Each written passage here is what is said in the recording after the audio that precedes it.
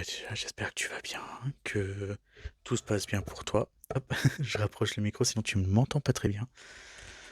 Alors, ok, d'accord.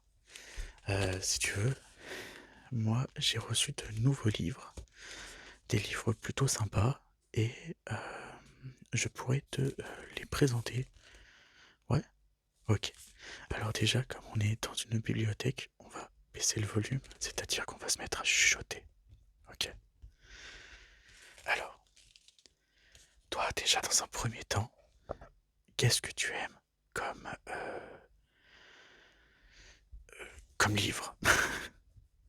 Ok, ok, ok. Ce que je vais faire, c'est que je vais te présenter plusieurs livres de plusieurs thèmes différents. Et comme ça, tu me diras ce que tu en penses. On va commencer déjà par le bien-être mental, c'est-à-dire ces trois livres. Est-ce que tu as déjà entendu parler de Lise Bourbeau? Non? Ok. Alors, ça se présente comme ceci. C'est peut-être un peu mieux.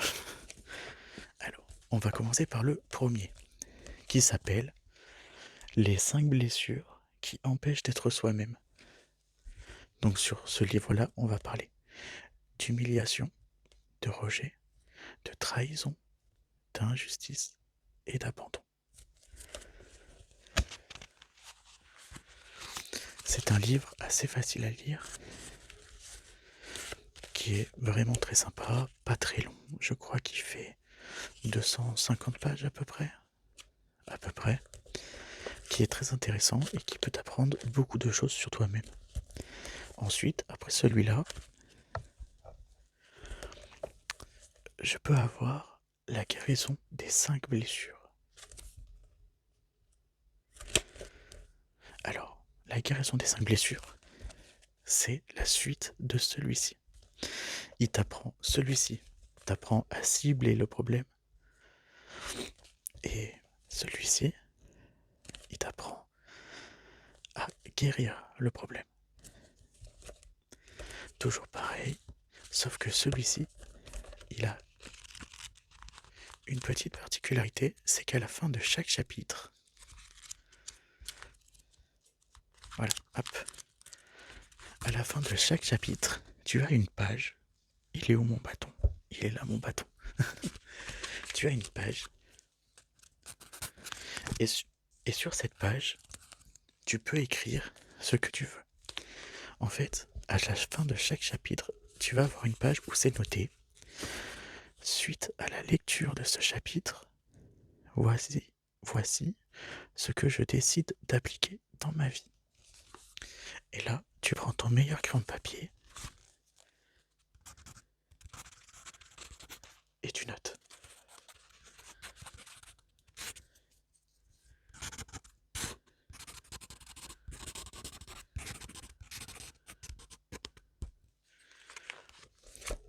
Ensuite, j'ai le dernier de cette catégorie, c'est-à-dire la puissance de l'acceptation. C'est un livre un tout petit peu plus gros que les autres, c'est-à-dire que celui-ci, il va faire un tout petit peu moins que 300 pages. Alors, je t'explique ce livre. La puissance de l'acceptation, se réconcilier avec les autres, se pardonner soi-même. On va parler de blessures, de deuil, de relations et de peur. Est-ce que tu veux que je te lise l'arrière? Ouais, ok. Ce livre révèle le cœur de l'enseignement de Lise Bourbeau. La clé du bonheur est de pratiquer l'acceptation de ce que nous sommes. Cessons de nous blâmer ou de nous critiquer les autres. Cessons de nous blâmer ou de critiquer les autres, oui, mais apprenons à nous écouter. Grâce à Lise Bourbeau, vous saurez comment faire la différence entre accepter et se soumettre et comprendre. Vous découvrirez le sens de l'amour véritable, que nous confondons trop souvent avec le dévouement, la pitié ou la passion. Ce livre unique vous épaulera tout au long de votre vie. C'est un livre très intéressant qui peut en apprendre beaucoup sur toi-même, mais surtout qui peut t'apprendre à avancer dans beaucoup de choses. Ok ? On va changer de catégorie, on va passer à une catégorie un peu plus loisir. Hop. J'ai pris 3 livres de 3 tomes différents de la même série.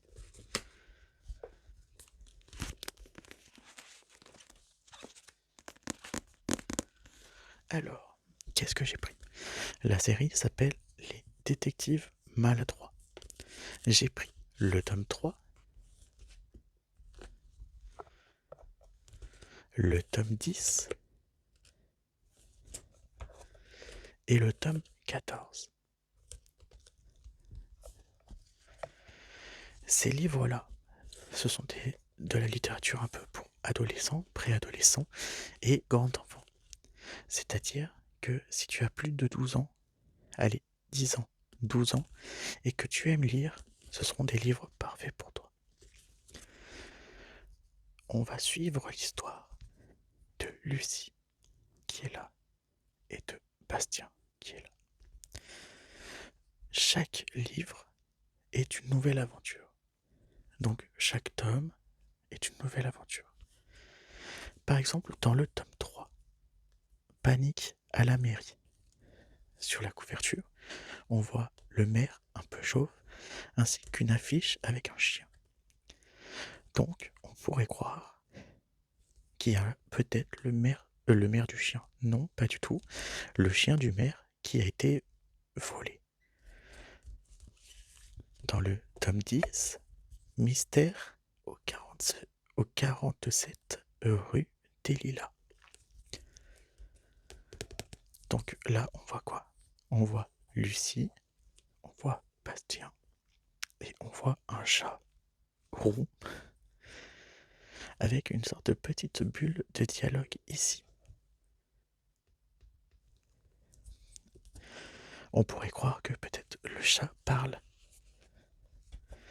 Et ensuite, le tome 14, qui est plus gros que les autres. Celui-ci, une fleur dans le cœur. On voit Bastien, on voit Lucie, et on voit un sorte de chant de Marguerite. Je vais te lire celui-ci. Ok ? Allez, c'est parti. Un chant de Marguerite saccagé. Un homme dont le cœur saigne autant que son jardin. Et derrière les coupables, une vérité que Bastien n'attendait pas. Cette affaire-là n'est pas comme les autres. Pas d'immeuble en feu, pas de perroquet en fuite, pas de course-poursuite dans les ruelles du quartier des Oliviers. Juste des fleurs blanches et jaunes, des gens simples et des deuils qu'on croyait bien rangés.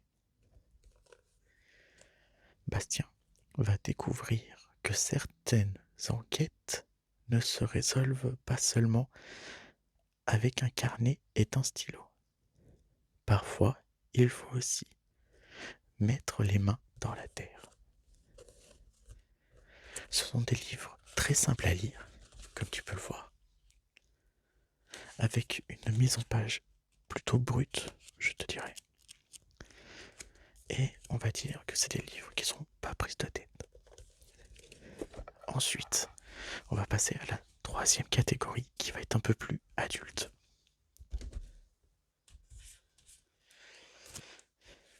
Alors, ça, ce sont des livres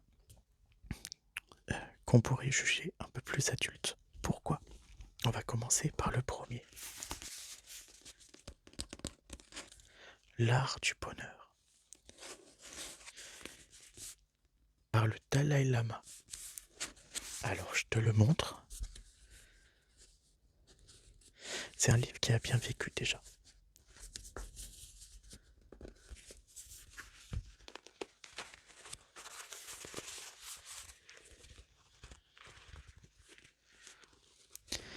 Alors, demandez au Dalai Lama s'il est heureux.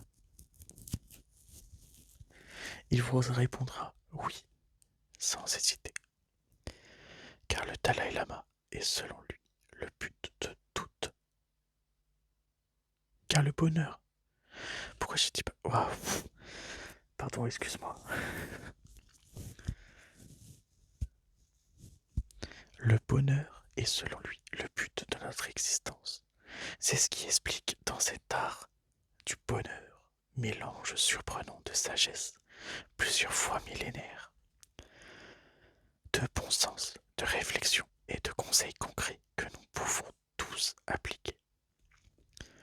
Tout au long de ces conversations, le Dalai Lama nous montre comment vaincre l'anxiété, l'insécurité, la colère et le découragement, et explore notre vie quotidienne pour nous apprendre à surmonter les obstacles de l'existence en puissant dans notre source de paix intérieure.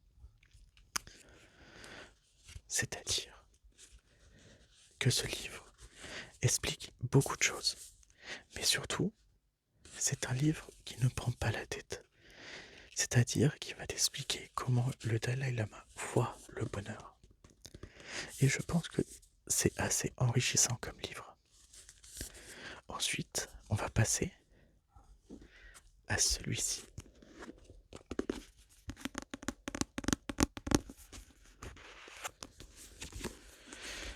Luxe de Maxime Chatham.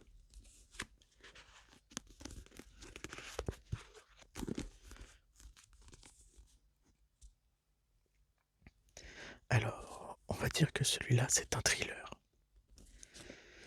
C'est un thriller, qui parle de beaucoup de choses.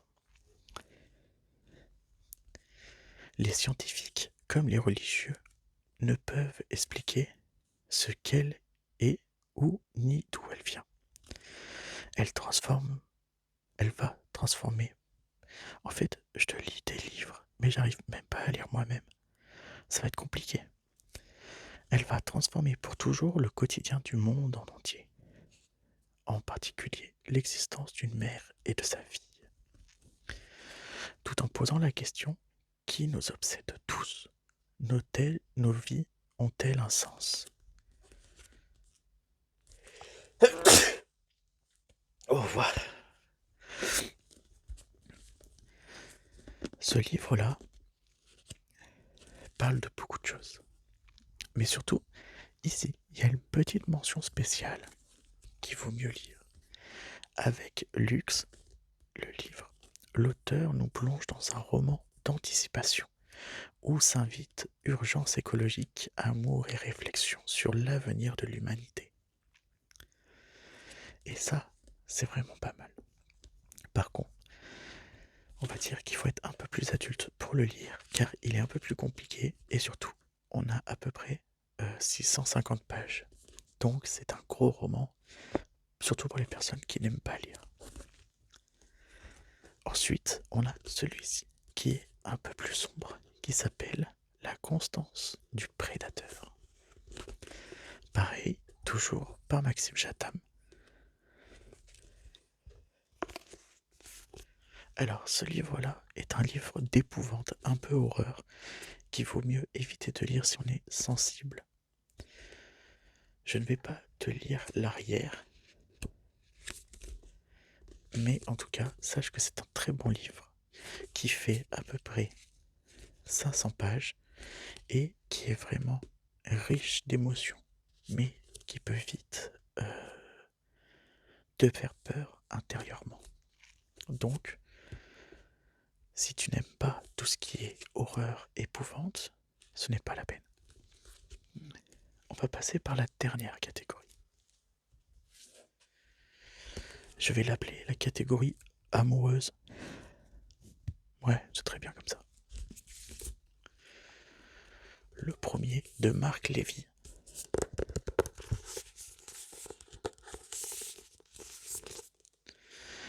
La librairie des livres interdits.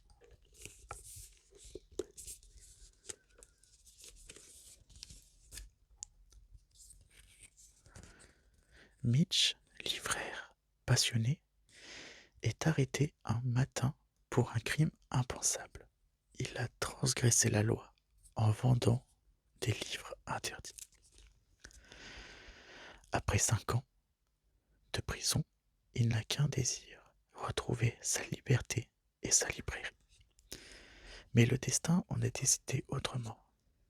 Le même jour, Mitch croise le procureur qui l'a fait condamner et surtout, il rencontre Anna. Je pense que tu te doutes que Anna et Mitch vont être cul et chemise.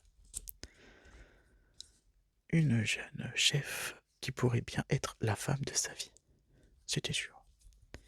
Que faire quand on est pris entre une irrésistible envie de vengeance et une irrésistible envie d'aimer? On se venge quand même. Peut-on rêver d'un avenir sans s'être acquitté du passé? Une comédie brillante et engagée qui donne le goût de lire et d'aimer. Alors, dans mon cas, je pense que ça donne que le goût de lire, parce que aimer, j'en ai un peu rien à faire. Mais je pense que ça peut être plutôt sympa. Et le tout dernier, le plus gros pour la fin, celui-ci.